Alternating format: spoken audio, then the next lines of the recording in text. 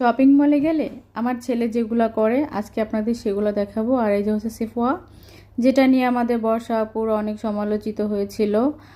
আর যাই হোক, আমার উচ্চারণও যদি ভুল হয় তাহলে ভুল ত্রুটি ক্ষমা করে দিবেন ভাই, মাফ চাই। আর এই যে এটা হচ্ছে টয় সেন্টার।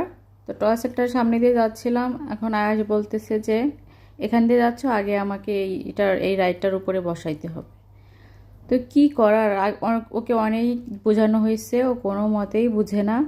তো ঠিক আছে, চলো আগে তোমাকে বসাই, আগে একটু দোল খাওয়াই নি। আর এই যে এটার উপরে ও বসবে ঠিক আছে, কিন্তু এটা যখনই টাকা দিয়ে প্লে করা হবে, কারণ টাকাটা দিলেই হচ্ছে এটা প্লে হয়।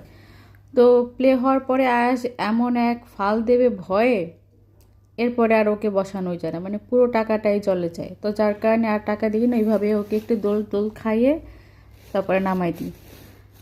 তারপর ওর দোল খাওয়া শেষ, এখন আমরা যাচ্ছি আমাদের মেইন যে কেনাকাটা ছিল সেই দিকে।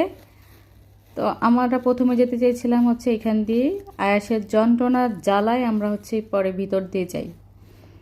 এই হচ্ছে অবস্থা। কম বেশি সব বাচ্চারা এগুলো করে, আমি জানি, আমি কেন, সবাই জানে।